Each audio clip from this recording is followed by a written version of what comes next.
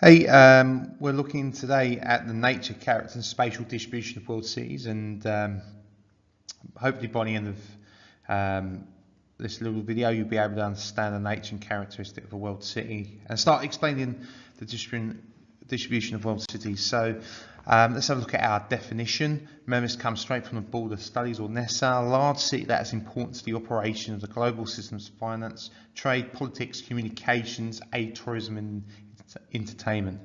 Got to know our definitions, so make sure we've got a note of this and they can remember it off by heart. What's driven the globalisation process? Remember that globalisation is key to the emergence of world cities.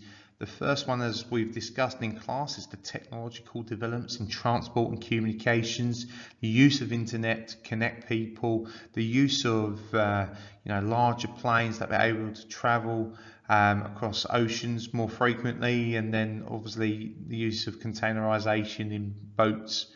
So that's what's driven the process. Also, protectionist economic policies were designed to protect a particular country's economy. What a lot of liberal governments have started doing, including Australia, they've brought down any rules that were put on companies for importing goods from outside Australia. So we put taxes and tariffs. Most governments now have got rid of that to create this free trade across the world. We've got the regulation of financial markets. That's the 24-hour stock and share markets. There were some very strict rules and regulations that companies had to follow. Now that's been relaxed, particularly in the Western style of governments around the world. So Australia, UK, USA have really got rid of any rules regarding financial markets. And then we've got the emergence of new information-based forms of economic activity. So when we're talking about information-based, we are talking about the use of computer technology. We're talking about networking. We're talking about computer companies providing programs so like Windows, Facebook. They all produce a lot of information, and that information can be bought and sold, particularly by advertisement, which has been, which again drives globalization. The next one, the emergence of new ways of organising economic enterprises. As I've said before, in developed countries like Australia, we don't make that much. Most of our manufacturing is done overseas, where it's imported back into Australia, where it might be assembled in Australia, but many components are made overseas. And then emergence of TNCs, transnational corporations. Examples include Ford, Mazda, Mitsubishi, McDonald's, Nike, Microsoft. All these big companies have really just prospered because of globalization. And then the emergence of global market lifestyle related commodities. So a good example of what one of those is Nike. Nike only specialized in running shoes, but because people who started buying running shoes wanted other products that were made by Nike, like jumpers, t-shirts, they started branding out. Then what Nike started doing was not getting other people to sell the clothes, but opening up Nike stores across the world. These have really influenced the way in which world cities look. So we'll have a Nike Town shop in every single world city. So those points I've just talked about really affect world cities, and we've seen a big difference, particularly in places like Sydney. As a result of globalisation, we've had this ordering of cities. So we've got our new economy, and these are our world cities. Our old economy is megacities. Basically, we're talking about the internationalisation of economic activity. Like I've said before, manufacturing, where's that done? That's done in megacities.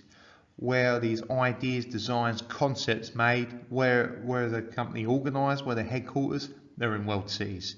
So as a result, we've got these world cities in developed countries. Mega cities are in developing countries.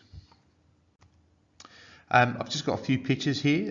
When I try and tell you that places like London, like in the top right hand corner picture, sorry, top left, it was a very industrial, dirty, polluted city. The other two photographs, so the bottom and top right, they are from Sydney. Again, you can see what what the city would look like. Very old, industrial, lots of boats, lots of coal, lots of pollution. So when we're talking about the nature and character, if we look at Sydney now, it's certainly changed a considerable amount.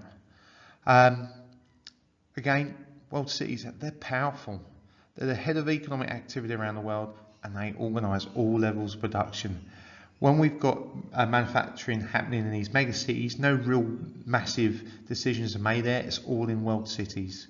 World cities promote these transnational corporations. They promote trade, and it's all down to world cities being connected. As a result, we have this hierarchy. We have the dominant world cities at the top, London, Tokyo, New York, maybe Paris. And underneath that, we've got major world cities, which include Sao Paulo, Berlin, Amsterdam, Frankfurt, and Singapore. And then at the bottom, we've got our secondary world cities: Sydney, Hong Kong, Milan, Rome, Madrid, Johannesburg, Los Angeles, and San Francisco. You can see that this affects where the world cities are. So obviously all the dominant world cities are in the northern hemisphere, with major and secondary world cities spread out, more distributed. Now, something that we need to look at, that there are very few world cities located in developed countries, LEDCs. Why is this? Well, basically it's due to the fact that in these developing countries, labour's cheap. Rules can be bent, particularly environmental laws, and that's why big transnational corporations love to locate there.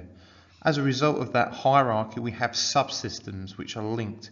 We've got the Asian subsystem, where we've got Tokyo, the dominant world city, then Singapore and Hong Kong. These are where the flows of information travel from, as well as power. You've got the North American subsystem, the Western European subsystem, and a Southern Hemisphere subsystem, which which Sydney is involved in. So let's look at the future for the spatial distribution. There's none in Africa. This is potentially where we might see the next new world cities. We've certainly got some mega cities in terms of Lagos in Nigeria. That could be one for the future. Basically, new telecommunications are helping the strength of smaller world cities. So although we've said there's the secondary world cities, they can change their place, and Hong Kong is one of those examples. Again, it's important that any activities are informational based, hence why Sydney has got rid of its docks around Circular Quay and is really investing a lot of money in information based technology. And then there's that importance of companies maintaining offices around the world. That's why when you go up to Sydney, you see all these different companies from around the world located in Sydney. Okay, I hope that helps and explains the spatial distribution, nature and character of world cities.